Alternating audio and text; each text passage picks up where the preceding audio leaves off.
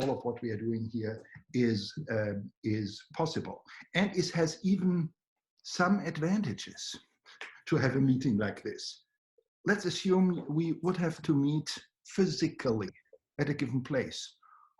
From India and from Russia and from Australia and whatever, all of us would have to go to Australia, even worse, the travel costs, the travel time, and we would arrive there exhausted. Well, we have such a 1.5-hour meeting. It's the best format that we can imagine. We will come to this a little bit later. Just to jump into our topic, let me quote from a letter that I got in the beginning of April, if I remember it correctly. It was, hopefully you can see it here, a letter in Germany. I just translated some sentences into English to all church members that were sent out in April of this year. And in this letter, among other things, we read, therefore, the Corona crisis was first described, our church life will virtually come to a standstill until further notice. All scheduled meetings and events are suspended. The church profile that we planned for April will be cancelled. We will come back to it as soon as we have a chance to get together again physically. Very typical for voices that I and we can hear from churches. Look at the phrases here. Church life has come to a standstill. All events and meetings are suspended. The church profile has been cancelled. Well, when you think a little bit about it and look about it and approach it, I'm not downplaying the problems that people, individuals have to face, both because of the corona virus and because of the problems that this lockdown has created for many people. That is there. That is the same challenge, Mother Teresa had people who were dying, and she welcomed this challenge to represent the body of Christ in the midst of this challenge. But how about, and this is the topic of our seminar, how about our possibilities to meet these challenges? Have they come to a standstill? Are they suspended? Are they cancelled? I hope not. And what we actually will do, therefore you wouldn't participate in this webinar, we will speak about a number of activities with a high strategic and spiritual impact that will increase the quality in the heads, hands, and hearts of church members in this time window when physical meetings are only possible in a restricted time, so that when this crisis has come to an end, the quality of the church will have increased rather than being suspended. Well, I would like to start with a small poll. That's one of the advantages that the Zoom technology has. I just must have a look. I see in the chat window somebody off. Oh, yeah, that's nice. I thought I had to read this message in the chat window. And I read here, I'm going to turn my screen off while eating dinner. So enjoy your dinner. I want to do a small poll to see where we are in relation to how do we see the situation after the corona crisis. Both the virus and the shutdowns, I see it as one topic, have come. And for these next 1.5 hours, our discussion will never be, is it good what our state does or not? Or so we could discuss that, but we want to focus on what we as Christians, as church, can do right now. And my hypothesis is that this is very significant, especially from a viewpoint of church development. Can you, not with your head, can you see, because I cannot check it, what you see on your window, the questions of this, yeah, okay, I see it. Have the churches within your area of responsibility suffered from the restrictions due to COVID-19? And 3 answer possibilities. Maybe some answers are in between, you know, reality is not that easy. Yes, strongly. Yes, a bit.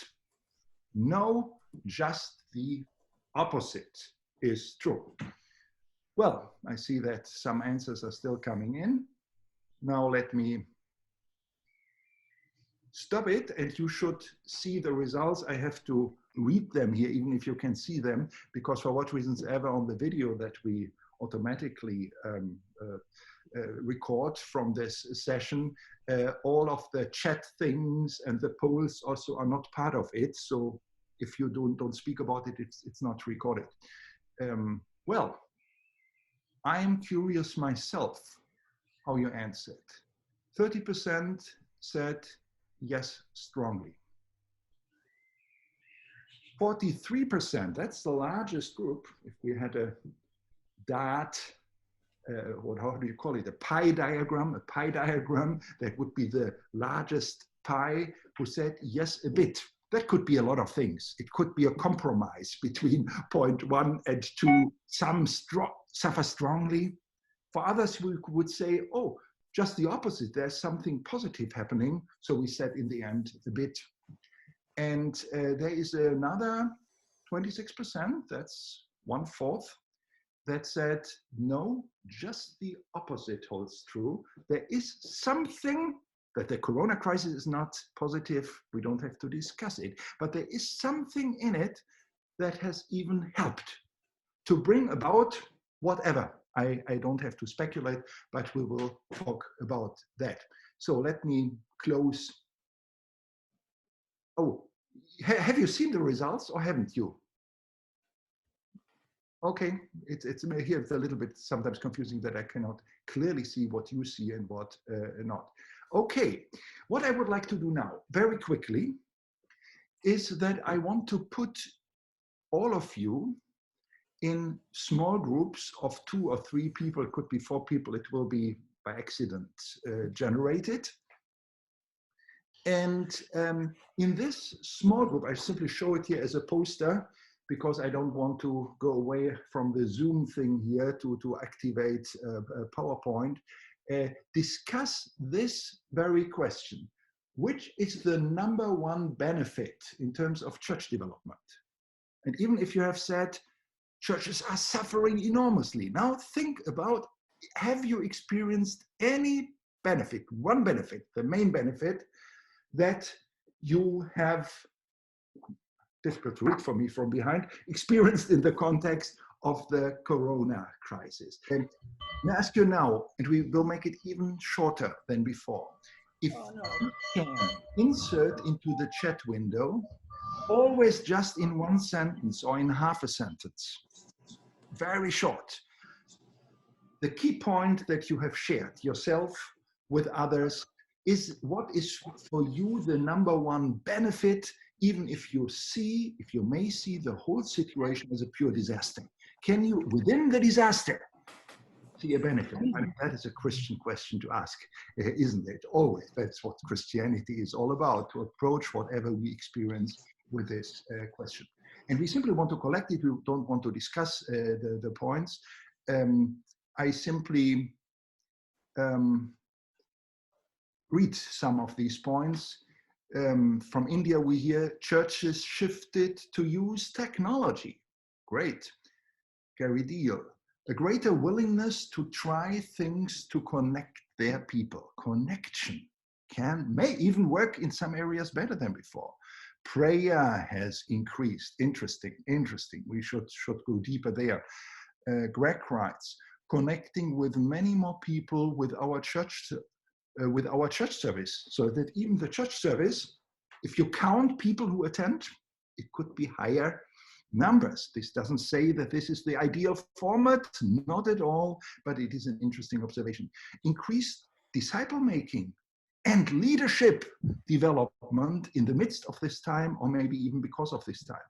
Deeper spiritual life, personal loving relationships. The church is not a building. Yes, we have to get reminded. People in the church share their faith in the live stream services. Improved technology can improve the church's mission to get the message out. Being taught patience. That is, you almost can write this, even if it's a great disaster. But it is something. It teaches you patience. This has presented an opportunity to ask, what do we need to stop doing that we were doing? What should we really do? We should ask this question even outside of Corona. You know, that is the question of all questions. Increase in spiritual disciplines, rethinking church. People are more flexible in adapting to change.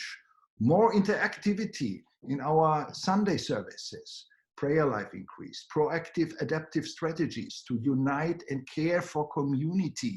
Would be interesting to go deeper there. How can you care for community? You know, when you have restrictions, but you have to do this.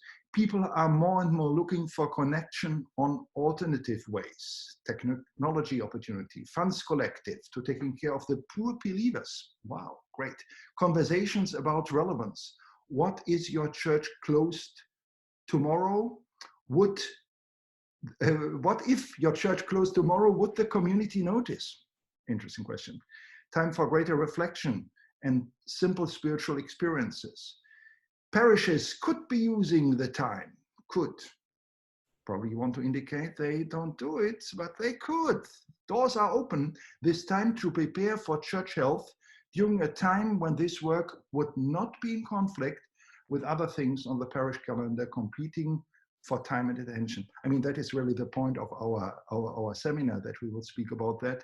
Lynn, mobilization of the majority to serve and care for each other, increased willingness to receive from others.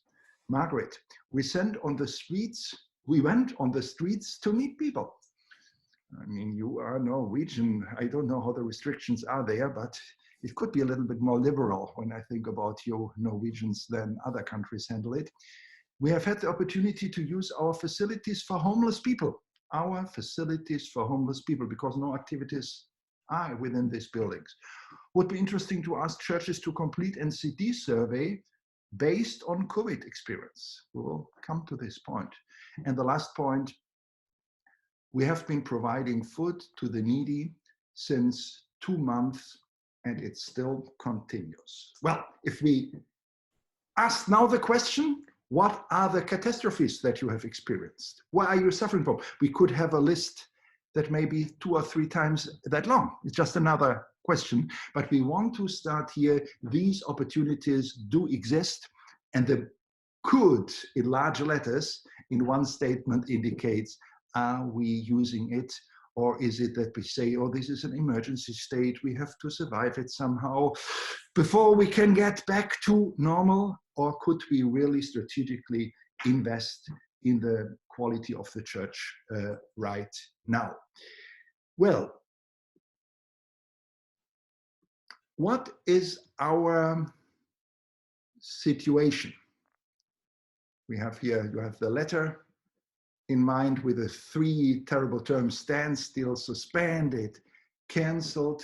If we want to look at the situation in very sober, undramatic terms, what is it for the churches? Number 1, in this time window, people may not be able to attend physical meetings such as committees, worship services, small groups, etc. And that is severe, that is fear. It's a large part of church life. That's not a game. You can substitute some things by virtual activities, but the smelling and touching, we see it now, how important it is. And even talking constantly to people, I don't know whether you can see me now, like this, with a mask on, it destroys 50% of the body language. That is so important. But this is severely handicapped, and especially for traditions. All Christian traditions should be like this, where the physical meeting for worship together, plays an essential role. It's not the same as sitting in front of television set. Well, that has been difficult and is still difficult in some countries. But now let's look at some other points. Number two, very important. Many people are now more receptive toward revising routines of their lives. Not everybody. Some are simply, they have to fight against bankruptcy in their business and they are so preoccupied with this. That's true as well. But usually a time of crisis, and this time of Corona and of the shutdown, is an enormous crisis worldwide, an economic crisis, a health crisis, both. And usually these are good times to start something new. I don't say that the crisis is a good thing, no, but it is a good time to change routines. Church coaches, and the majority of you are coaches, otherwise you wouldn't be in this community, they tell me repeatedly that the worst starting point for a coach is a church that is below average in quality, but quite happy and pleased with itself. Very difficult to address it. Far better is a situation when just an enormous crisis has happened. The pastor went away with a new girlfriend and with the cash from the church. I don't say that this is a good situation, not at all. It's a catastrophe, it's chaos. But this can be a stimulus to rethink the traditions, the routines that have been established. So we have to see it from a church growth and church development perspective and see something positive in it. Number three, it is an ideal time. We have heard it in the statements for leaders to strategically invest in the health of people without the need of any physical contact. Is that possible? Yes, it is possible. We will talk about it. Number four, people can invest in their own qualitative growth. The pastor doesn't have to do it.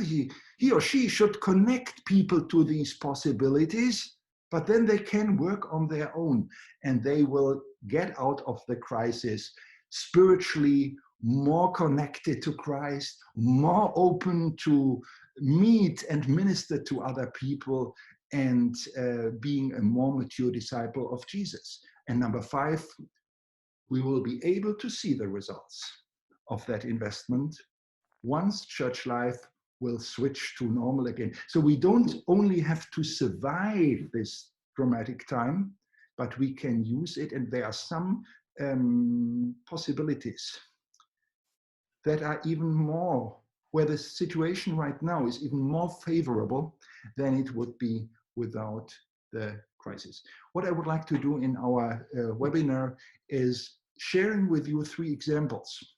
All things that you know from NCD, but the focus is now to relate them. What could they mean in the midst of this worldwide crisis? The first point will be, I will give an example of that, the 3-color e-tests targeted at personal growth. The second point would be the NCD Church Survey. You know it from the letter that I've quoted in the beginning. We have to cancel the NCD Church profile. I asked why. I got in contact with this church and said, yeah, because we cannot come together. Well, it's important to come together. It's an essential part of church. But in order to do the NCD Church Survey, you don't really need to come together. You can do it without it. And you can even launch change processes on the basis of it without coming physically together. And third, we will speak about potential study groups based on NCD books. Well, the goal of all of this is not emergency care, and it's not entertainment, not at all, but strategic investment in qualitative growth. So I would like to start with the 3-color e-tests, because that is an underestimated and sometimes not even understood part of the NCD toolbox. Many people are not aware of the wide range of tools that are available that everybody, Christians, even non-Christians, can apply right away without asking anybody. And this can, they don't do just a test, but they can grow in their character, even relating to non-Christians, in their relationship to Christ in this time window. So I hope, oh no, I didn't want to go here, but I wanted to open the website and give an example of that. You are probably familiar with our Three Color World website. Hope it is clearly visible here, where we have a lot of tools: empowerment test, gift test, spiritual style test, stewardship test, communal test. These are the tests that are open for the public. Since I'm administrator, together with Adam on this side, I have some more options of things that are not available yet. So let's assume the Corona crisis would last 2 more years. On this website alone, there would be enough that you can do in order to grow spiritually, and it could be meaningful. And it is worked out that it works without a lot of external explanation.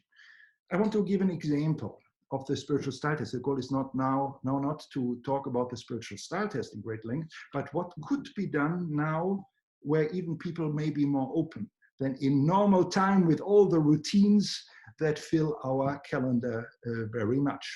You can, everybody can click just to show it on the, what is it, some explanation. Some people may probably be interested in what does it cost first, that is things so you are related in your currency or in the currency that applies to you, and see that they are based on numbers of tokens that you purchase. There's some different discounts up to 60%. So the idea is to use these tests in whole groups of people, because then you don't only get discounts, that's nice, a nice effect as well, but then you really address the church as a whole, or a significant part of the church. But let's assume then, as an individual person, you would like to do the test. You press this button, and the whole thing within half an hour, you could get your profile. You fill in your name, first name, last name, select a language. That's the language of your report. So this specific test, the spiritual style test, is available in English, Bulgarian, German, Dutch, Norwegian, and Russian. And you have another language selector here that gives more options, where the whole interface switches. If it has been translated already, if it has not been translated, it doesn't, it's not activated, but you can use it in a wider and wider number of languages. Now, let's assume I just did a test some fortnight or so ago, just to see what has changed after I did my last test. So questions like this: my spirituality is very much influenced by artistic or natural beauty. Oh, in my case, of course, very much. In my view, the study of science can be a wonderful way to learn more about God. Yes, I would say yes, but maybe not as much as the first one. So I put my cross here. A well thought through system for understanding life is important to me. Same thing. God's holy word is a filter through which I consider my opinions. Yes. When I pass on the love of God to others, I strongly sense his presence. Well, I have to think about it. I constantly pass on things. I constantly share things. But I cannot say that in this very moment, I feel particularly connected with God. In other activities, I feel much more connected with God. So I would put moderately or even slightly here, and so on and so forth. You go through this list, press calculate, and once you have finished it, now I go back to the to my slides here. I get a result. It takes about this time that you had to wait now for the results here, maybe 2 minutes, 1 minute. And this is my profile from May. It is reconfirmed that I have, of all the styles, the sacramental style. I don't have to explain it to you. That has nothing to do with the political position, of course, with the political position, but with the theological position you hold, but with your personal antenna to God. That was not a surprise for me. For people who have the sacramental style, they like to have both physical and the spiritual connected, you know. And this is how all of our tests work, including the NCD church survey. We don't tell people what to do. The profiles don't tell them what to do, but they give them an individualized result with information that wouldn't be available apart from doing the test. That is you. And then we ask questions. So on every page, you find questions, questions, questions. And people are invited to connect the individual results with those questions and find the answers themselves, all by itself. So I don't want to read all of these questions, just a few of them. For me, which parts of this description that you read on the left-hand page here of the sacramental style can you best relate to? Can you give examples from your life? Are there parts of the description that you don't feel apply to you? Which ones? Well, moving into such a process in the midst of the Corona time, in and of itself, is a trigger point to bring you closer to God. But you have other questions as well. For instance, how would you, Christian, with your wonderful sacramental style, describe the limitations, weaknesses, dangers, dark sides of the sacramental style, and many, many more? Well, the major profile is displayed here, and this, you see how one-sided I am. I'm not very balanced. I used even to be more balanced before than I'm now in a repeat profile. But my number one spiritual style is the sacramental style, then sensory, then rational, then mystical. You see, it's with the one half, I'm quite strong, and then the other half, much weaker. The greatest gap is here between number 3, the rational style, and the doctrinal style. Doctrine is for me very important, very important. I work on doctrine myself in my teaching activities, but it is not my way how I connect to God, my primary way, and sense the presence of God. The same holds true for scripture-driven style, sharing style, and so on. Well, let's assume people have done this and have their personal results. Then and now it gets exciting, because we are speaking about chances of the time window in which we live right now, the Corona crisis. You can, these were my results, I'm sorry. You can apply this on a group level. On a group level could mean a whole church could do this, or a significant part of the church. Look at this. This is a result from the Salvation Army, by the way. I did 1.5 years or so a conference there, and we did at the group level this test, and could see that the highest percentage in this group in the Netherlands was the sacramental style. Interesting. Salvation Army is one of the very few denominations worldwide that are non-sacramental. You cannot even get baptized there. You cannot get the Eucharist there. The highest percentage is in this group, in that specific group. You could not have guessed that. The second one is the ascetic style. So these are valuable information. How do you arrive at such a group profile? Let me quickly illustrate it, because it is very easy to obtain, actually. I have to go to my website here. So we are live on the website. I haven't prepared that.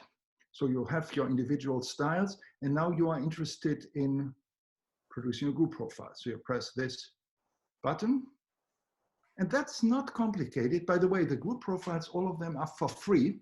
If you do a group profile in a group of 2, maybe your wife and you, you have to pay for your individual profiles, but any sort of group profile is always for free. You can just experiment with that. And you can invite others to take the test here. All of this is automatized. And many people are a little bit afraid. That's difficult, technically difficult. How does it work with the payment and so on? You have a whole area on the website that explains these things, very simple, what to do, that you must have a list of the people and their email addresses available and give them in, and they are automatically reminded and all of that. So you cannot do anything wrong with this. But one thing that this website supplies, and I want to bring your attention to that, is it speaks about different spiritual style groups.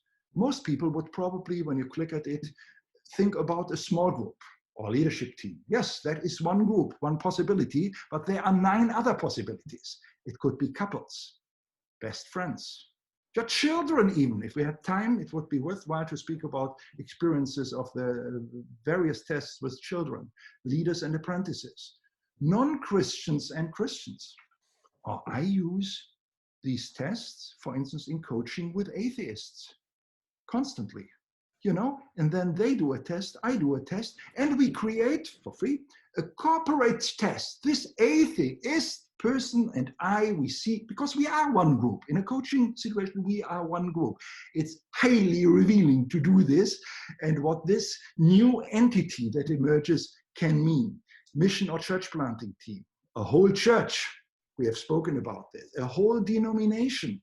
You can get very relevant and interesting results that you didn't know without doing such a test.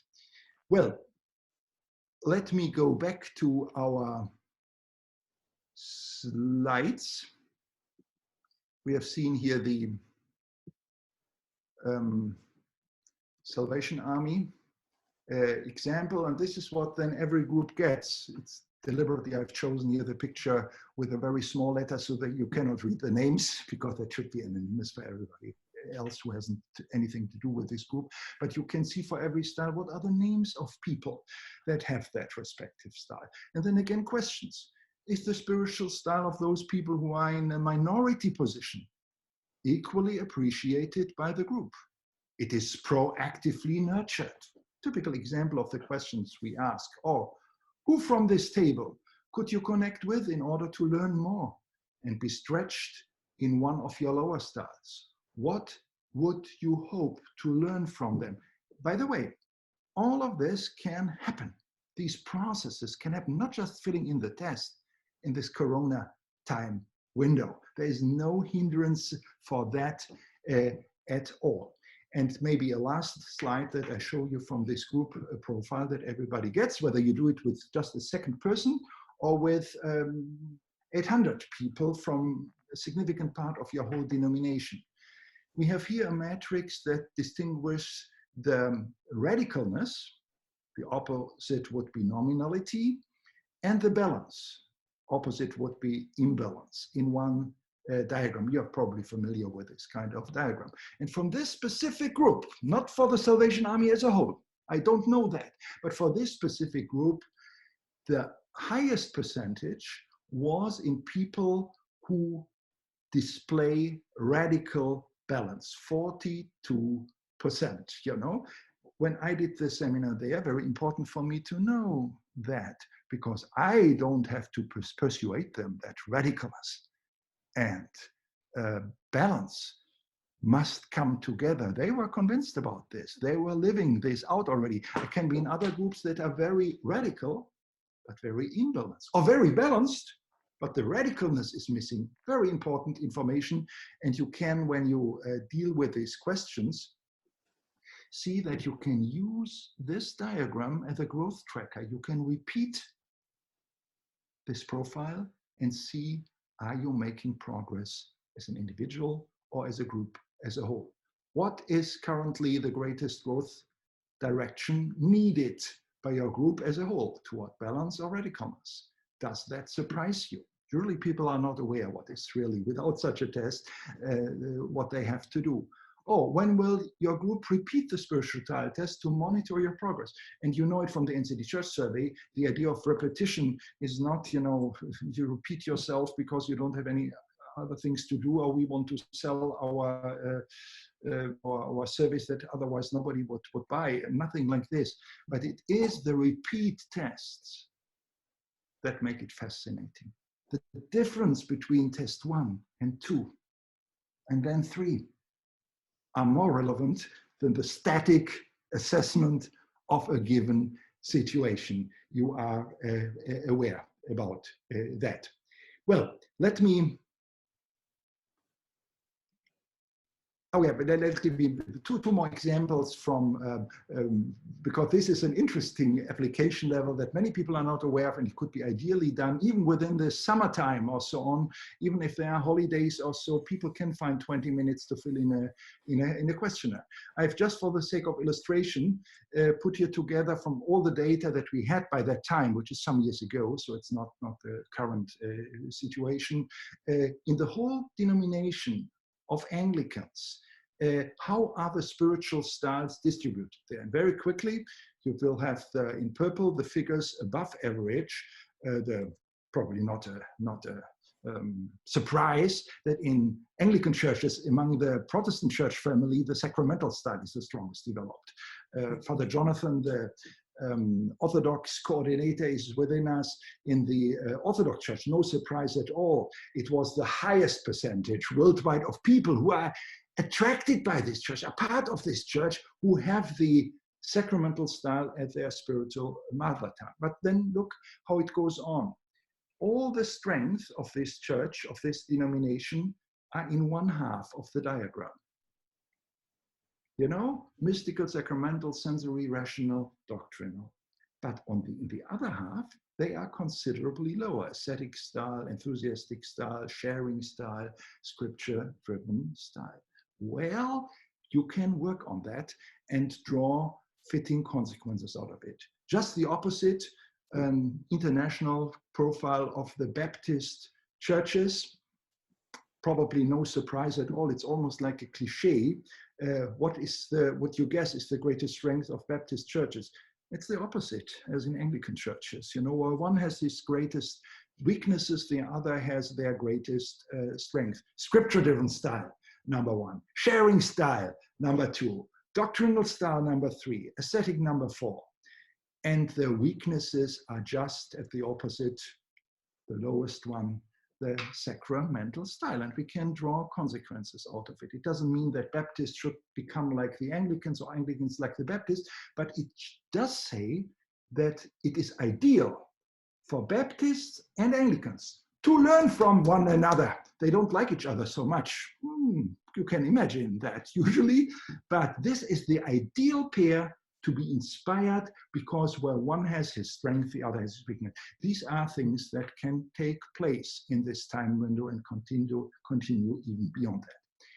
Well, sharing time, we don't want to do it right now here, but when I confront denominations with this, I ask them questions like this. How do representatives of your denomination tend to speak about groups that have their strength in the opposite area? Do they speak in a condescending tone, or that's not really our culture, or because I'm the archbishop, that's outside of my comfort zone, so it's not allowed? Or do we minister to these people? What is your policy toward your members that have a spiritual style different from your predominant styles? Do we have to kick them out? Do they have to adapt to our style? Do we help them grow in their respective style? We don't give the answers, never. From NCD, you won't hear an answer. You have to do this or that. Ask this question yourself and find answers themselves, but don't leave these questions unanswered, but find answers and then put them into practice, and we will help them in that pursuit. Well, this was the one area of activities that can be done in the midst of this time window, and you will see that you have a completely different situation once a whole church, even a whole denomination, has gone through such a process. We want to come to the second suggestion here. It is the NCD Church Survey. I don't have to talk about this. All of us know what it is. I have asked Adam from Australia, you know him, to speak with us in 6 or 7 minutes shortly about two things. Number one, how is it possible to do an NCD church survey without a single point of physical contact? You remember the letter from the beginning. Physical contacts are not needed here. It differs in different countries because technologies have been differently applied, but what is possible. And the second point I would like Adam to focus on is, it's one thing to do a test, and in and of itself it can be valuable, but we want to draw consequences out of it. We want to have life transformations out of it. And we hope that to happen in this time window. How can this be done without a single physical contact? Adam, I have made you co-moderator, so could you take over the microphone? And even if you should have slides to share, I see there is a new message. Does it mean I have to go to the messages? Give me a time. Maybe Adam has wrote to me, I have kicked him out or something like this. No, it's all good. We have him here. Yes. Hi, Australia. Lovely. Good morning, good evening, good night, good afternoon to you all. Welcome to Brisbane at 2:45 in the morning. As usual, I will attempt to make some sense over the next couple of minutes. I just want to, as Christian mentioned, just share a few points in terms of the NCD Church Survey. In this particular time, we know that it is a time where there is a lot of uncertainty being experienced by churches, and we can understand the idea of uncertainty both in positive terms, or we can understand it equally in negative terms. And so the uncertainty on the negative side is the concerns for people about, of course, physical health and how their friends are and how their congregations are. But in terms of, and what may happen in church life, positively speaking, we don't know what opportunities will continue to arise and what God may be doing in the background during and beyond this particular crisis. But what we need as coaches to do is to help our churches find confidence in the uncertainty of church life. And I'd just like to kind of present it this way. If you imagine this is a local church radiating out into its community, and we have the leadership core of the church, and we have also the fringe of the church. So those very close to the center, and then those who are a little bit more on the edges of church life. And the very nature of uncertainty in church life is that it tends to increase as you move to the outer edges. So we are perhaps unsure who will be here next week. Will we have new people coming? Will the newcomers that have recently been connected with our church, will they be back again? Are the people on the fringes of the church going to join small groups? Are they going to continue their discipleship journey? But equally, uncertainty, is our next youth leader somewhere in the community, and we might find them one day. Many things that we are uncertain about, but there are possibilities that exist there. So this is always the case in church life, is that there is uncertainty, and generally speaking, it will be more uncertain as we move to the outer parts of church life. Now, in a time like this coronavirus period, in many churches, the outer parts of church life are a little bit less visible, perhaps because of the inability to meet together, restrictions that have been placed on churches. Even if we have online services perhaps taking place, we would be more comfortable if we could see the faces and smell the people and touch them and know where they are. So there is that uncertainty that comes into the picture. But one of the challenges that we have as coaches is to help churches to recognize that just because there's an international crisis on, it doesn't mean that God's universal principles, the principles that we call the principles of natural church development, they don't go on holiday. They haven't stopped operating. the universal principles, empowering leadership, gift-based ministry, passionate spirituality, they simply never stop to operate, and therefore are critically important at all times, no matter what is happening in the church or in the world around it. And so, as is always the case, the NCD Church Survey is able to provide help on making sure that we don't have blind spots about what's happening in church life. But in a period like this, it becomes even more important because there simply are so many unknowns. So for us to understand, or to help churches to understand, how are our people going, how are the principles being lived out in church life, becomes especially important if we're going to navigate further forward and really seize the opportunities to see God's kingdom advance further. So really there's a couple of key questions to me in this time. One is, how can our church, or that we can, pose these questions to the churches we're working with and get them asking these questions. How can our church confidently move into the post-COVID period, no matter how our fellowship may have changed as a result of this crisis, changed both positively and negatively? How can we move confidently into that phase, knowing that there are many, many unknown factors? And so the answer, as would always be the answer from the NCD perspective, because the principles are always there, take a church survey at the earliest point possible to avoid even one extra day of flying blind. So we don't want to be guessing at what's happening. God's faithful to his principles. They are consistent no matter what's happening in the world around us. So to discover, how is that being worked out? Yes, many things are different. We're doing church in very different ways. But at the same time, the principles underneath it all remain exactly the same. And the beauty is that even with health restrictions and things like that in place, because the survey is available in quite a number of languages online, it means that the survey can be taken without needing to gather people together. They can be invited very simply through the church survey website. They get their phone, they get their computer, laptop, whatever it happens to be, and they enter their responses, press go, and the church can have a reading and get a feel of the heartbeat of what is happening around them. So that's a point that, again, at the earliest point, it's going to be important because of the rate of change moving through this process and moving beyond. Now, even prior to that time, a second question I think is very valuable to ask or have churches asking themselves, and that is, how can we confidently guide our church into this next phase, given we cannot realistically know what it will look like?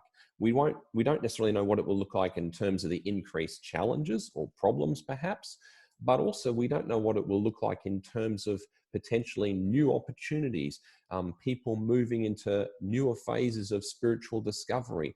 Millions and millions, hundreds of millions of people around the world have changed the way that life works, have been disconnected from certain even processes that they might have just been involved in all the time, the way that they work.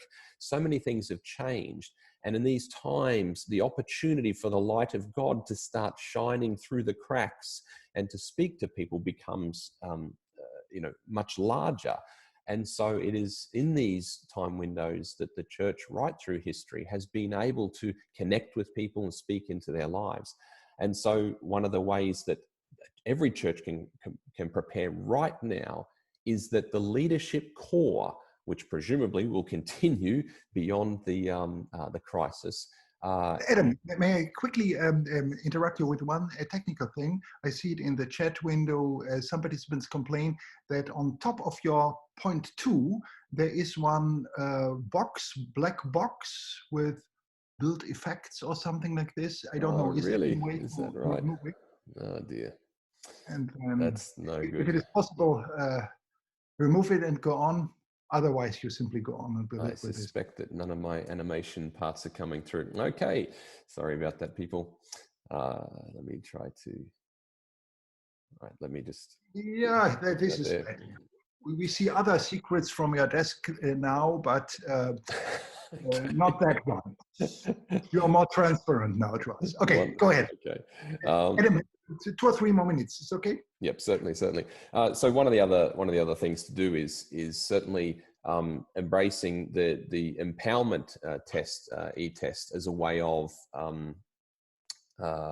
helping the leaders to develop their leadership skills, because no matter what happens in this next phase, they're going to need to be able to empower people more effectively than ever, and to be able to be much more responsive to what's happening in church life and what's happening to the people around them. And again, the empowerment test is a wonderful way to send a very clear message to the people in the church.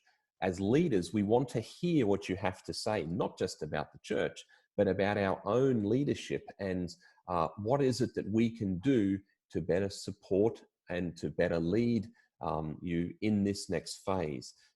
So I've personally been working with a number of leaders who are taking this time as an opportunity to review their leadership and to consider, how can I be a better leader as we move into this next phase, to really seize every opportunity that comes along and that God provides in this next time window. So basically two significant opportunities, one that can be taken very soon and one certainly immediately, in order to navigate this time and really seize the opportunities. Over to you, Christian. Adam, thank you so much. Can you, from your end, give the window to me, or don't we have to do anything? I think you have it now. Yes. Okay, that's fine. I feel comfortable. Thank you so much. My suggestion is now we have a little bit more than half an hour and have the third part, which will be quite exciting, especially for me, because I don't know what we will explore there, because I want to meet one of the participants here, John Paul Westin, and he has started promising, more I cannot say, because I don't know anything about the results, effects of that initiative in Canada, in the Anglican Church. My question is, I think before we move to this, we should have 10 minutes now, or let's say 8 minutes, 8 to 10 minutes of some interaction. Classically, it's called question-answer time, but it's not meant you ask the question and we give the answer, but it could be that even. If you have questions, especially to Adam, to myself, or just to the group, it would be the time now simply to insert some of these questions. Adam, since you are quicker in reading English, because I have to continue working on the grammar and the pronunciation and so on, I'm a terrible moderator for that, that you have this a little bit in your hand and can even decide if one of us is supposed to respond, who will it be? So anything that relates to the first two parts, from myself, from Adam, any topics, any questions, anything that you would like to share, type it into your window, and then after 8 minutes or so, we will switch to the third part.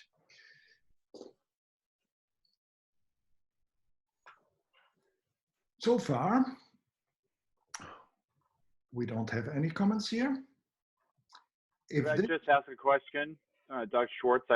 I'm glad that you made that 3-color world option available. I can just send that directly to the church leaders and they can organize it and do it themselves. Adam, would you feel familiar?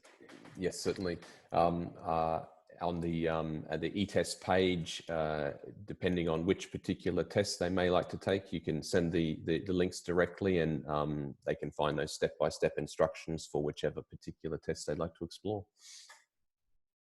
The thing is really, on the technical side, this is the idea of making a lot of effort, investing a lot in this infrastructure side, electronical one, that it becomes easy as possible for the people, for the end consumer, so that they don't have to focus on how do I do it technically and so on, but basically they answer questions, they get results, and then they discuss them and share about this and all of this.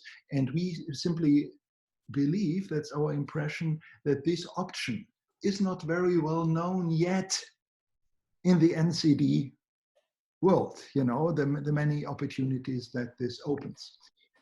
Bill Bickle writes to everybody. Oh, no, there are even more questions. Should the NCD survey be completed as things are now, not pre-COVID? I hand it over all of this to you, Adam, because this was your part of spring. Yeah, certainly. Our advice generally would be that because of the level of change, it would be important to take the sampling of things right at the current point. So in essence, the survey will always be accurate at the point in time that it's being taken. And so especially in times of fluctuation and shift, it's important to grab that opportunity, particularly in terms of getting people to respond and act upon the results so that they know this is real life for us now, with all of its challenges and opportunities. This is what we look like, and how can we respond very nimbly to that at this point in time. There's Peter from the United States, a national partner there.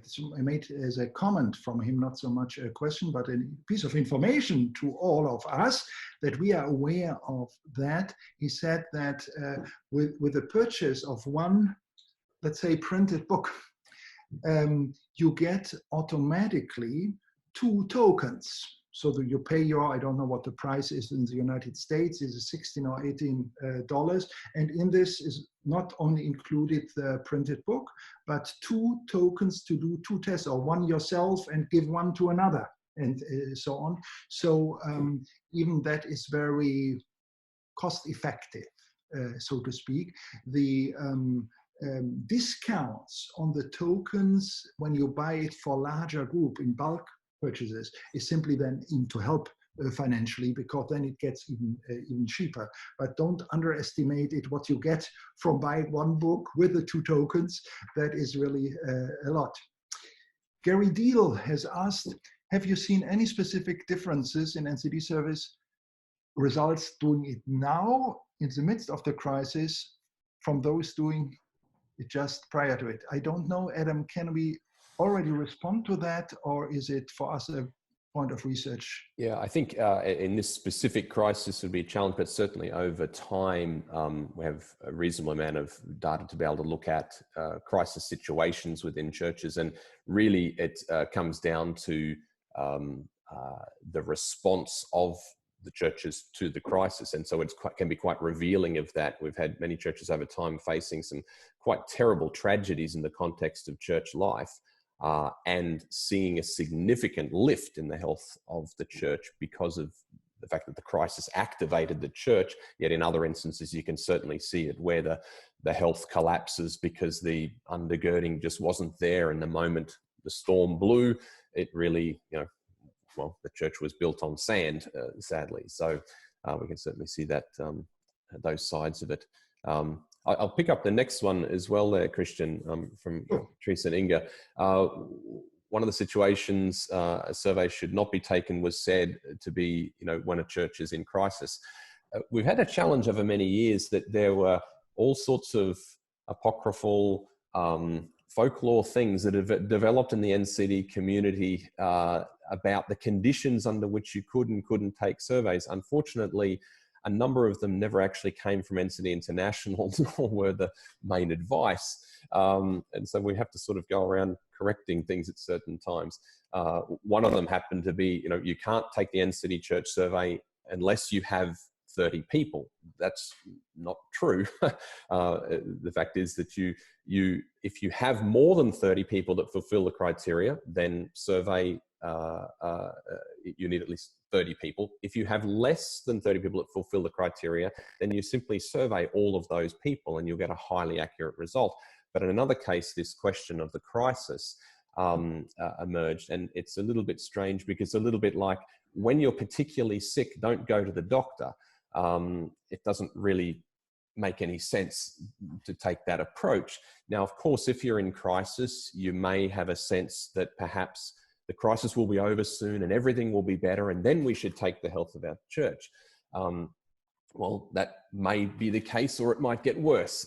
We don't necessarily know, but we can say that at that point in time, the survey will certainly help you to not only, you'll obviously see certain indicators that probably relate to the crisis or the challenge, but you will, in many instances, identify other side effects that you weren't even aware of that were going on in the background. And so that's why at any point in time, it will be accurate. So if you want to act upon the health of your church, then find out the health of your church.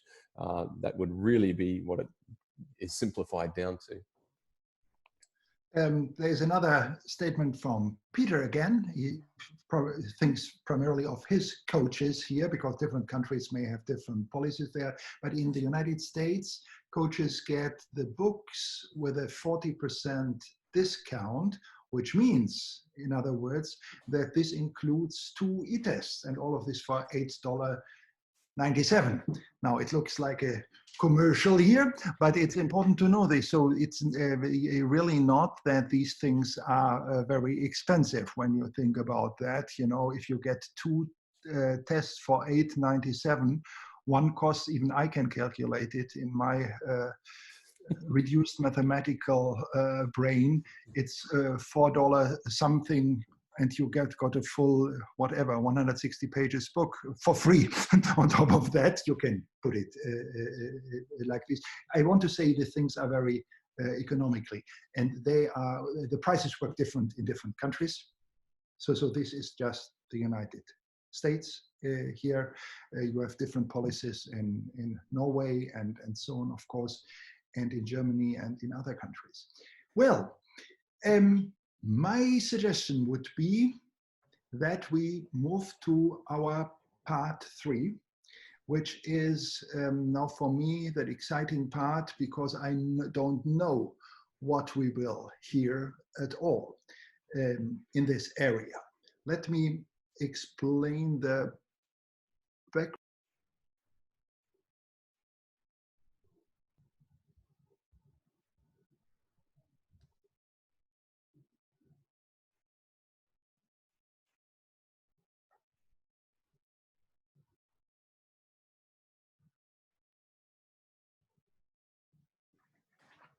Well, I was just told, somebody told me that they want me to deactivate my muting, my microphone. Yes. So probably you haven't heard what I said.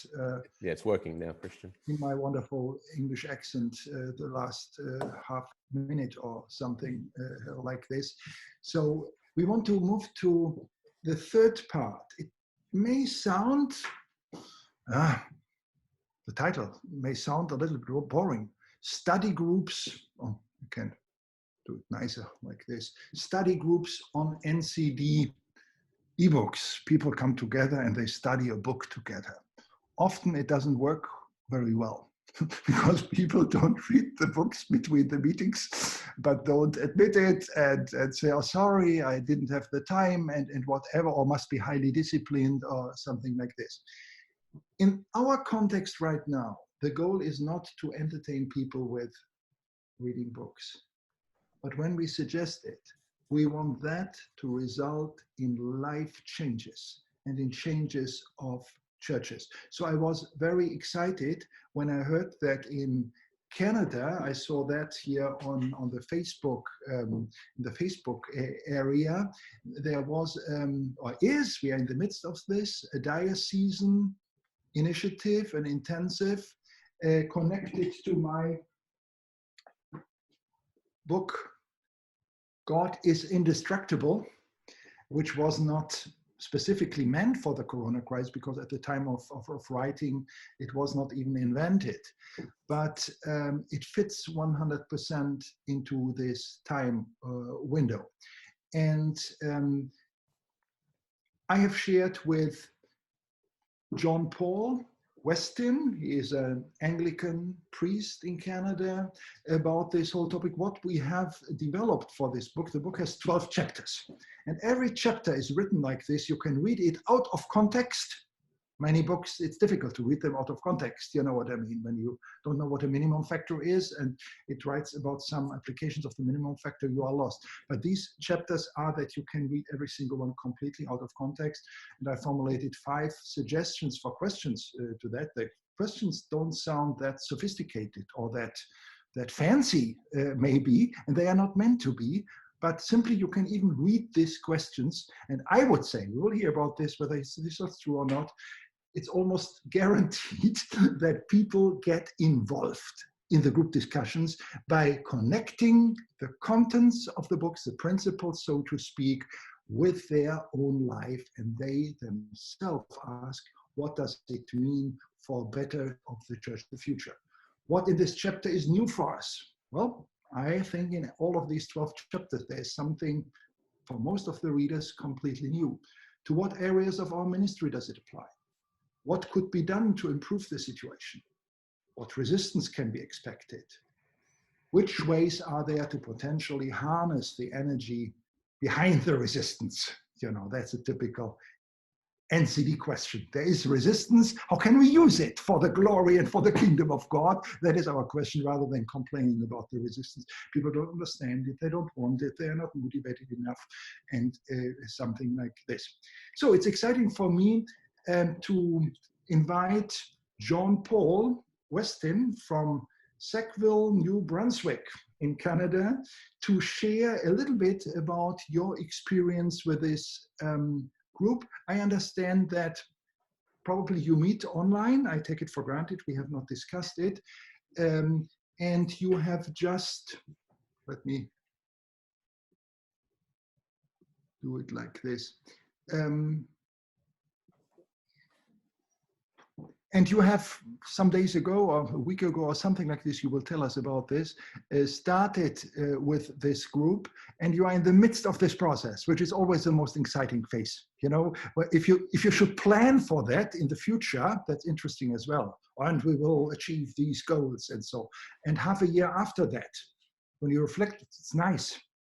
But when you are in the midst of it, things don't work as they should work. People, maybe the expectations may be disappointed, whatever. You have hindrances. You can adapt the process to improve it and all of this. John Paul, would you raise your Anglican voice created by God to fill cathedrals? That I can see you and you move into the foreground. Yes, my voice is being raised as you speak. With your voice, automatically your image. Wonderful to see you, John Paul. You are in the midst of this whole process. Can you simply quickly summarize, where are you, what experiences are you making, so that people understand what you are doing there in Canada? Okay, I'll say a few things. We've also got Bill Bickle from NCD Canada here, and he is a participant in the group. And so it might be very good for him to be able to give a bit of a response from the participants' standpoint as well. So I was contacted by two leaders in the Anglican Diocese of Fredericton, concerned about the fact that things have already changed, and that at some point we will be emerging from the COVID world into the normal world. And what can we do to prepare people for the new normal that nobody knows what to expect from? So that very day that I was contacted by them, I also got an ad from Bill about the two new books put out by Christian, God is Indestructible, as well as God's Energy. I looked very quickly at the table of contents for God is Indestructible, and I thought, this is exactly what we need to be talking about. So I sent it off to our two leaders, who immediately ordered the books and said, we're going to do a study. We don't know what that's going to look like. Let's have a Zoom. So we had a Zoom conference and decided that we needed to do something that would be able to offer leaders, clergy, but also other leaders in our congregational settings, an opportunity to think about the world that we are in, and it has changed astronomically quickly just over the last few weeks, for the church that's going to emerge in the world that they're going to emerge out into whenever the isolation lifts. So we met, and we agreed that time was of the essence, and that many people are already involved in Zoom conferences. So we were going to use the Zoom technology, but we're aware that for some people, you know, we're up to there with it already. So we talked about the optimum idea that we would invite people to come one chapter per day, and decided that actually we would have an intensive where we would have a very short presentation where the entire presentation would be in 1 hour, and that we would try to squeeze all of the chapters in, and also that we needed to have interaction, discussion, because as Christian has said several times, a reminder that NCD asks questions so that we can ask the questions and we can find the answers on our own. So we decided that we wanted to have presentations on all 12 chapters, but also including the introduction and the how do we move forward from here section at the end. I agreed that I would do the presentation, and we had originally thought we'd have a presentation and then small group breakout from the Zoom, and decided in the end that I would do 2 presentations in a row, and then we would have 2 small groups in a row, and then come back and have some feedback from each group. So that's what I have been doing. I do 10-minute teaching approximately on one chapter and a 10-minute on the other. I have a very generous Zoom master, and sometimes lets me go over. But we are able to actually keep that to a minimum. Most people have bought books, so they've either got the book version or an ebook. Not everyone has read it, and we understood that that would be the case. So we thought, how can we do a presentation where we can convey the ideas in the book adequately so that people could be involved in a conversation, whether they had read the book, understood it fully or not, or not. And so that's what we've done. Before I would like to shift the focus on Bill in this kind of hierarchy, one of your participants, you know, in the hierarchical thinking that I think of, he is the boss of the NCD ministry in, so he's your boss. But here he is a participant under your leadership. But before I want to ask him particular for participants' view and experience, if you now as the person who facilitates that and has initiated that, would rate up to now the level of involvement, engagement of the people on a scale between 1 and 10. 10, super strong, 1, hardly any interest at all. Where are we?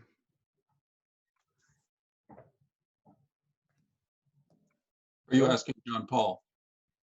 John Paul. Oh, I thought you were asking Bill. No, this is still for you. Then Bill can correct you and say, but I experienced it very differently or so on. But how would you see it? I'll give my opinion, then I'll go off air and Bill can tell you the truth. I think I would say it was an 8, that people are quite engaged. Everybody is showing up. We have 24 and everybody's shown up every day except. Okay. And it's a daily thing. Yes, we're doing Tuesday, Wednesday, Thursday in 1 week, Tuesday, Wednesday, Thursday in this week. So I have one more presentation tomorrow, and then we end up with Tuesday of next week. And then we've added a Wednesday if people want to be part of it, just have a question and answer with Bill and myself too.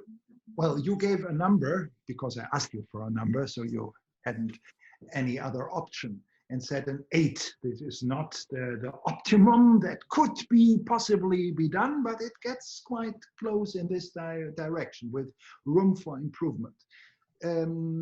Bill, if I ask you now as from a viewpoint of a participant, of course, who has the eyes for, is my microphone off? No, I was plugging my ears. Oh, okay. I misinterpreted this sign language.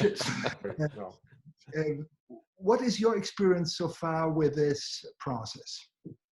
Well, thank you, Christian and John Paul. I was going to say a 7.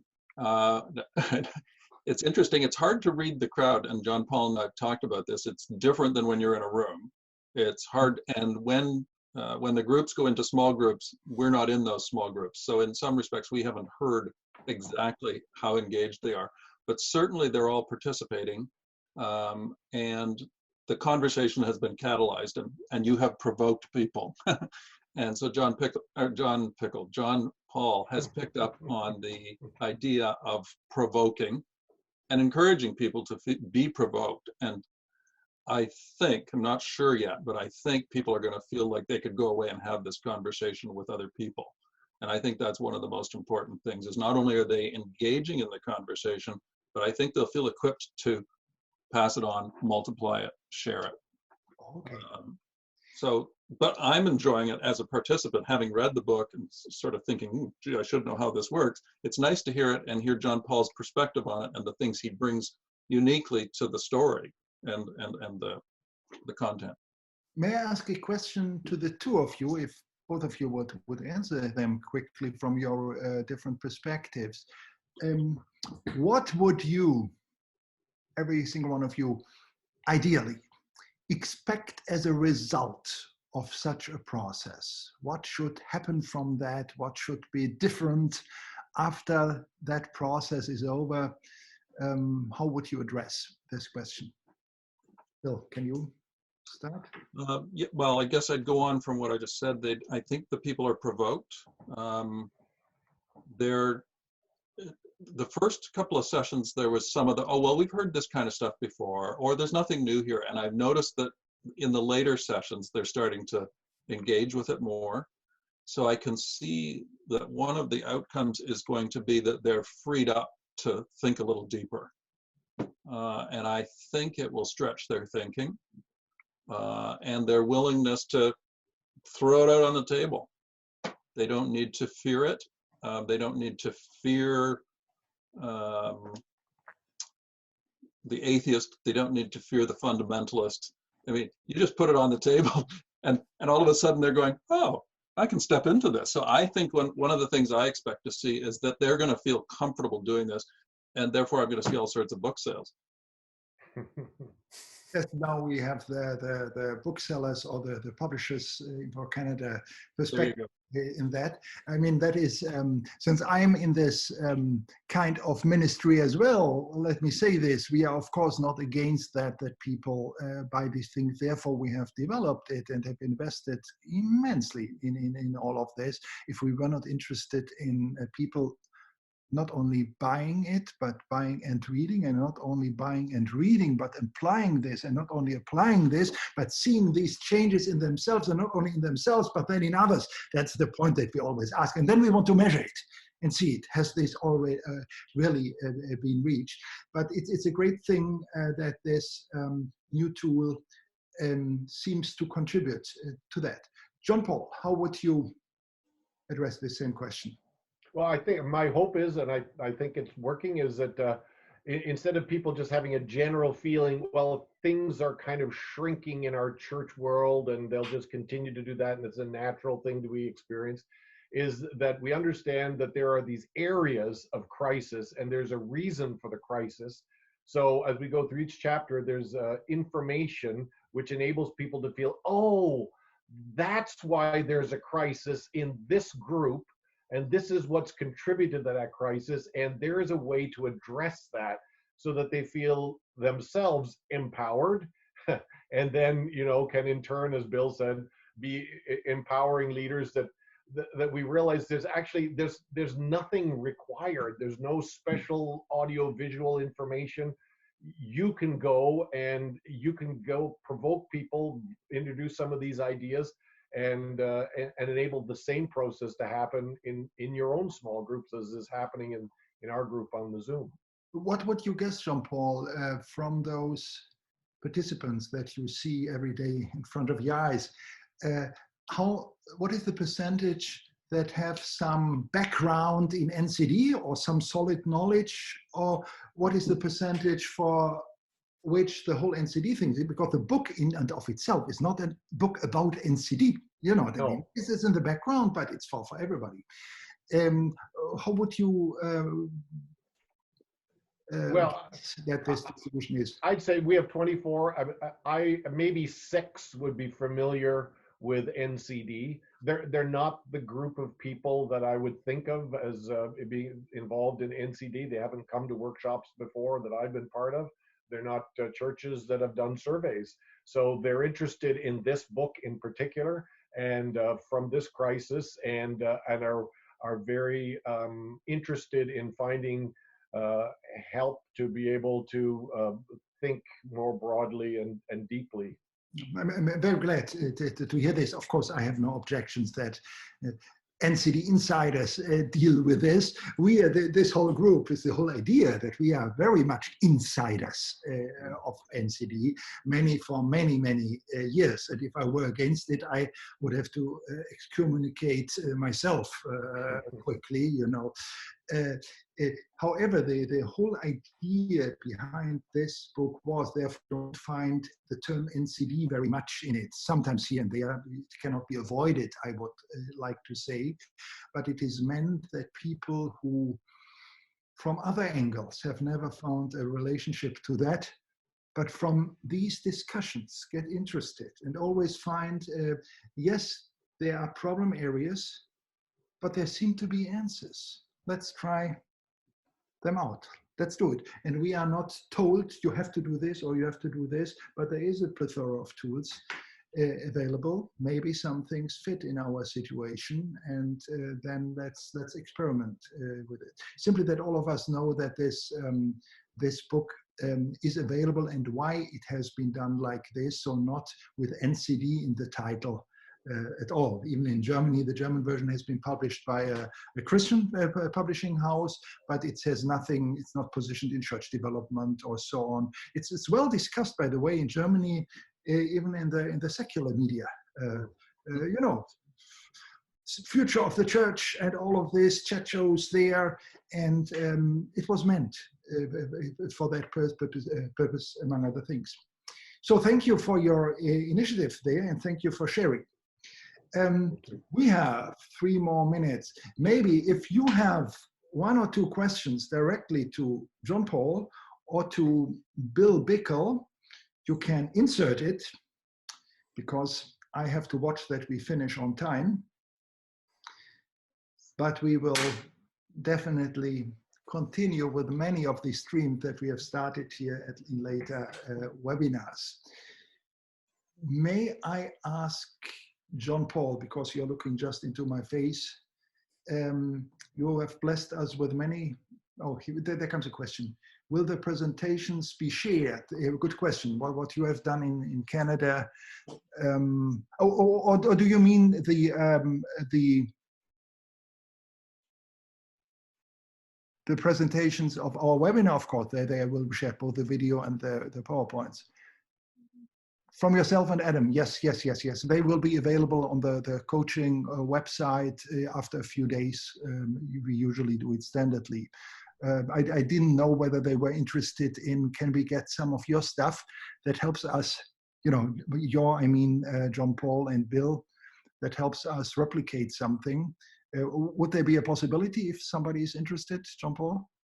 Well, Bill's done some notes that are very helpful. I just do my presentation. We have the small group, and then we email them the notes, which include your question as well as a summary from the introduction. So it's very limited what other aids that we send out.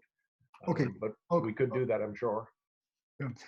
One question is just coming in: is the book study being done with people in the same region or all over Canada?